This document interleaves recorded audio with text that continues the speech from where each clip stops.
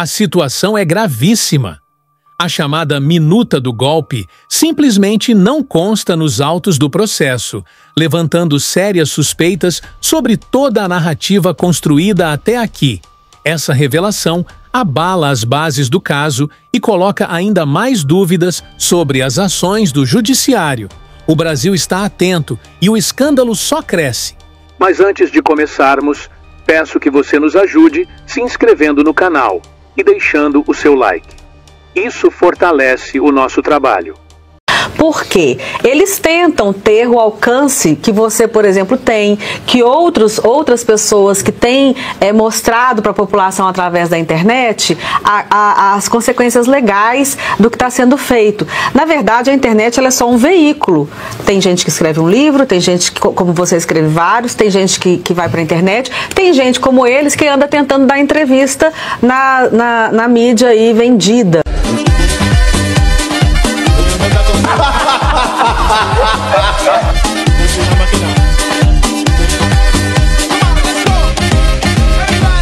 E eu ia falar uma palavra, esse danem-se as consequências. Sabe o que a gente é jurista de internet? Porque a gente vai na universidade, vê a coordenação e fala, o ministro não gosta do que você fala. Isso acontece comigo, tá?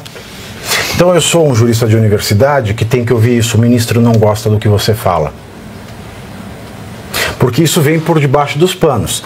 Aí vai lá, você enche a tela e fala, enche a tela, enche a boca e fala o que quiser.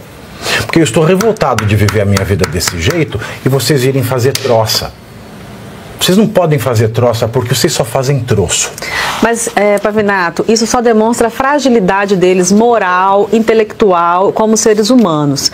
Por quê? Eles tentam ter o alcance que você, por exemplo, tem, que outras pessoas que têm mostrado para a população através da internet as consequências legais do que está sendo feito. Na verdade, a internet ela é só um veículo.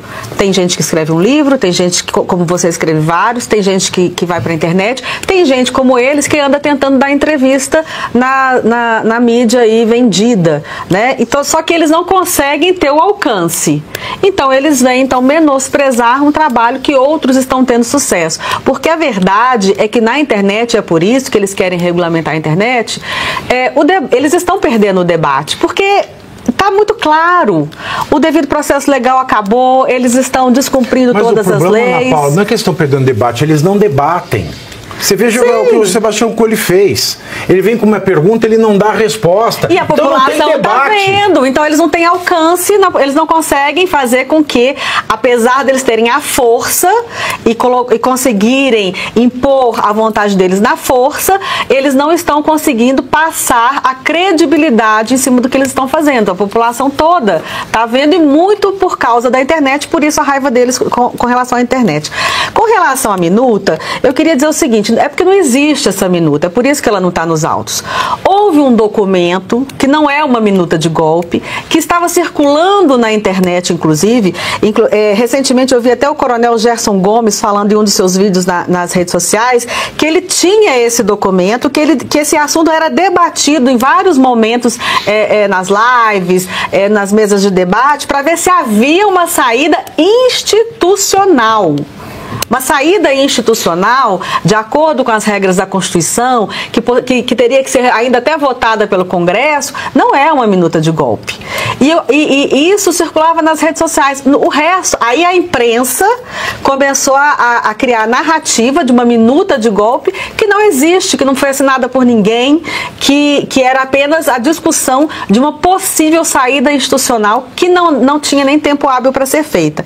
Então não teve minuta de golpe. Por isso ela não está nos autos e por isso ele corre da pergunta. E houve momentos ontem, houve um momento de bastante tensão ontem no julgamento, porque outros advogados confrontaram também, falando a questão de não ter acesso às provas, etc, e que ele reagiu de forma até explosiva. As pessoas até ficaram assim, digamos, não vou dizer assustadas, mas foram pegas de surpresa com a veemência da resposta do ministro Alexandre de Moraes, que vem dando sinais de que está sem equilíbrio emocional algum. Nunca teve. Vem dando sinais que está sem Nem lá no discurso de posse ele teve. E sabe de uma coisa que revela muito também? Revela muito quando ele vem fazer esse joguinho, se invadisse a sua casa, você pediria anistia?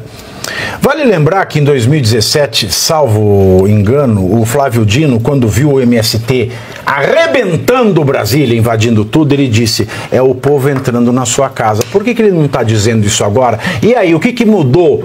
A Constituição de 88 é a mesma desde 88, gordinho. E sobre isso, Vivi, essa fala que ele menciona, né? Ele diz isso ontem no julgamento. Recentemente, na Globo News, uma daquelas jornalistas lá, que eu não sei o nome delas, estava com o celular na mão e falou que estava recebendo uma mensagem de um ministro. É uma mais velha, ela? Sei lá. Cantanhede. Ela estava com o celular na mão e ela falou que estava recebendo do ministro, não falou o nome, de um ministro. Essa pergunta. Mas é falecido ou vivo que ela está recebendo? Não, a mesma coisa que o Alexandre de Moraes falou ontem. Não, a assessoria de... Olha bem. Era o Alexandre de Moraes. Olha bem. Delação premiada, colaboração premiada.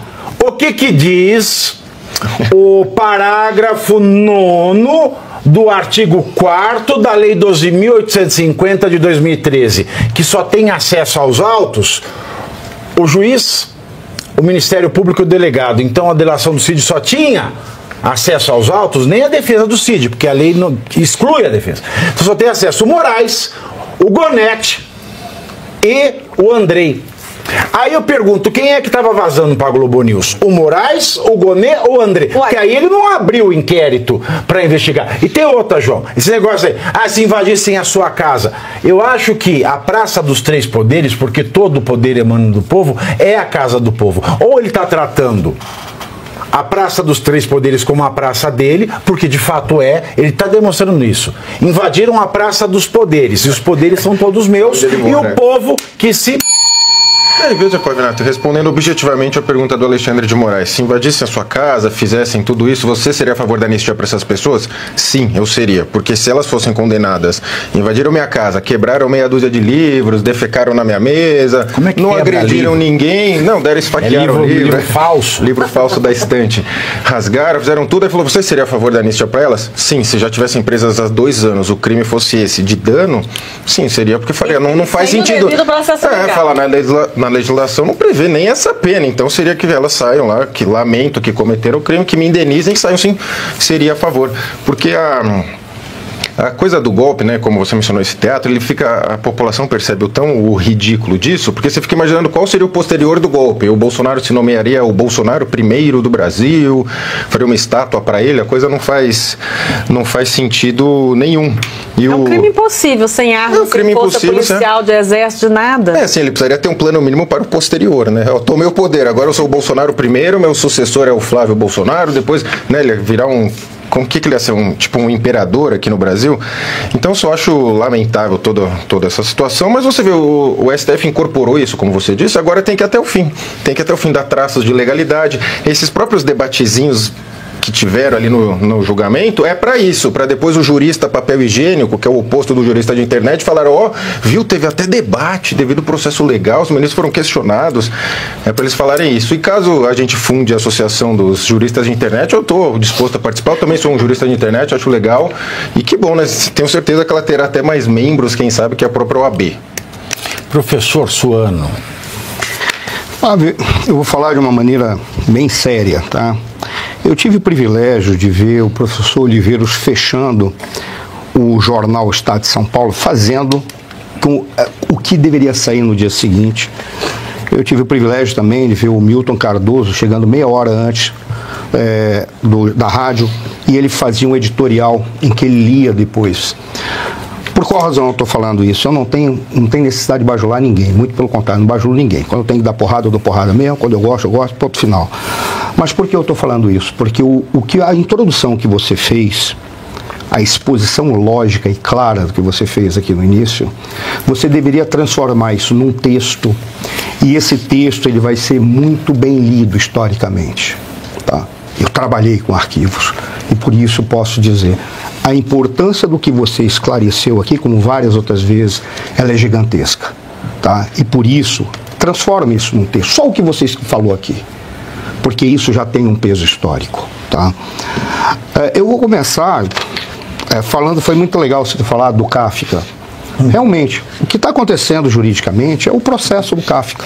Nós estamos vivendo o teatro do absurdo. E isso é tão claro, nunca o Kafka foi tão presente e o teatro do absurdo nunca foi tão concreto como nós estamos vivendo no Brasil. Ele jamais imaginou que aquilo que ele estava escrevendo pudesse ter concretude fora do que aconteceu na Alemanha, mas pudesse ter concretude em algum outro local, tá? Porque ele era tcheco, na realidade ele era da República Tcheca ou eslovaca, alguma coisa assim, tá? Mas ele é interessante porque a gente vive o processo do Kafka nesse caso, a gente vive a metamorfose da oposição porque nós somos transformados em baratas. É o que nós somos para eles. Nós somos baratas. E o povo está sendo transformado no Artista da Fome, que é um dos livros que ele mostra o desespero daquele que vive o seu dia a dia apenas para sobreviver, porque não vai restar mais nada.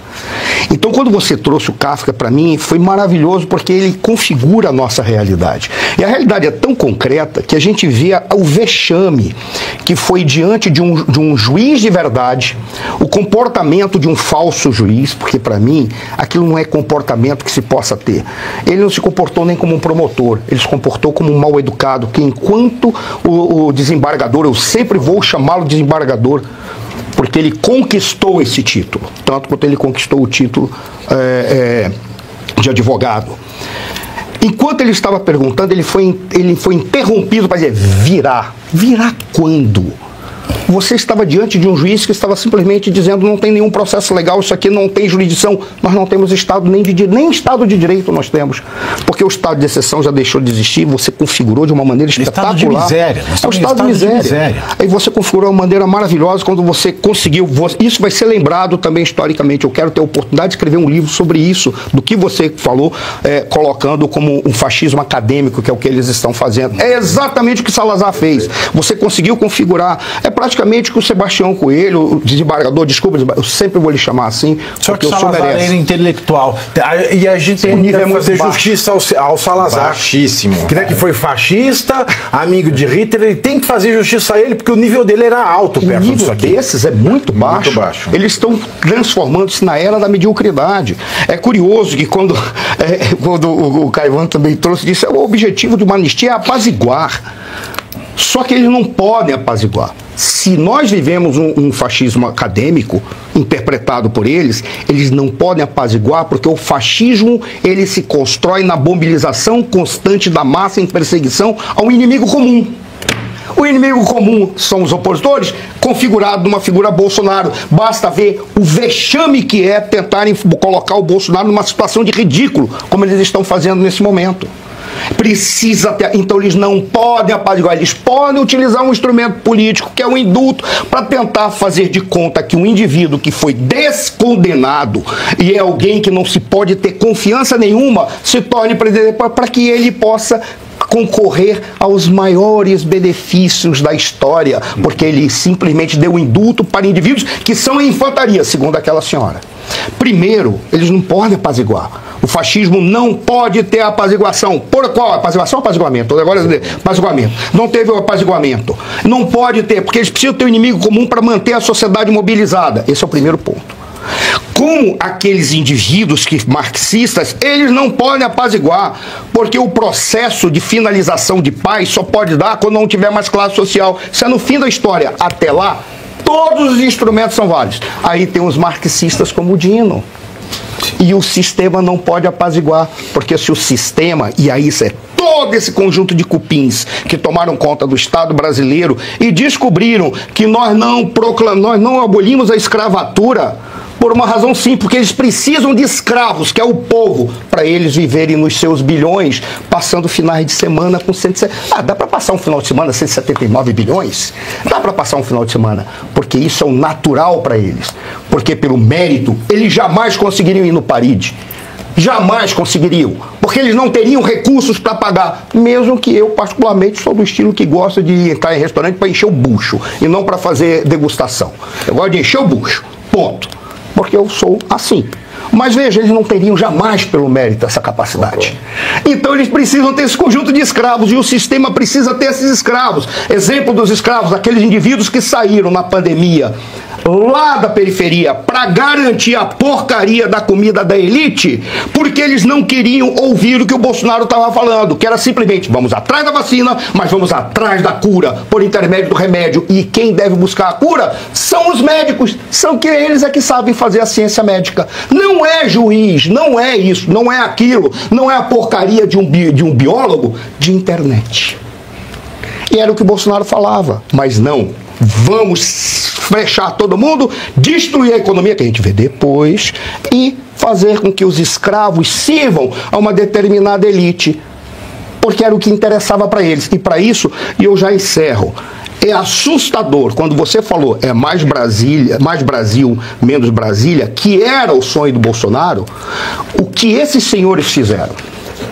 Eles conseguiram ser tão perversos que para destruir o Bolsonaro, eles brincaram com o mais Brasil, menos Brasília, tirando todos os poderes do presidente da República, dando a ele apenas o dever de jogar dinheiro para que cada indivíduo fizesse, cada prefeito ou governador, fizesse licitação, porque é estado de situação excepcional, fizesse licitação, usasse ao bel prazer o dinheiro do povo para tomar as suas decisões políticas e não as suas decisões que eram decisões corretas, adequadas para organizar a sociedade brasileira. Eles tiveram a perversão de criar a ideia do mais Brasil, menos Brasília, para destruir o Bolsonaro e trouxeram para si a decisão final. É aquilo que nós determinamos. Nós estamos deixando esse conjunto de prefeitos fazerem o que quer e o que querem, porque nós queremos destruir o Bolsonaro, apenas por isso. Então, quando a gente olha, a situação não é só patética, cara. Ela é uma situação em que eles deixam muito claro que eles não precisam aprender nada. Não é que todos nós aprendemos todos os dias. E o que eles dizem é, nós ensinamos todos os dias. Eles fazerem a brincadeira com a porcaria que foi feita, de uma piada que começa com a Carmen Lúcia, vai pro Dino e faz um comentário imbecil daquele. Talvez ele saiba falar de juros, mas ele não sabe nem por quê não se permitiu juros. Sabe por que não se permitiu juros? Porque os juros é taxar o tempo, e o tempo pertence a Deus. Era essa a razão. Mas a sociedade evoluiu e a própria teologia e os líderes religiosos interpretaram qual era a grandeza de você poder, sim, taxar o tempo. Olha, eu vou pedir um favor. Nem isso ele sabe.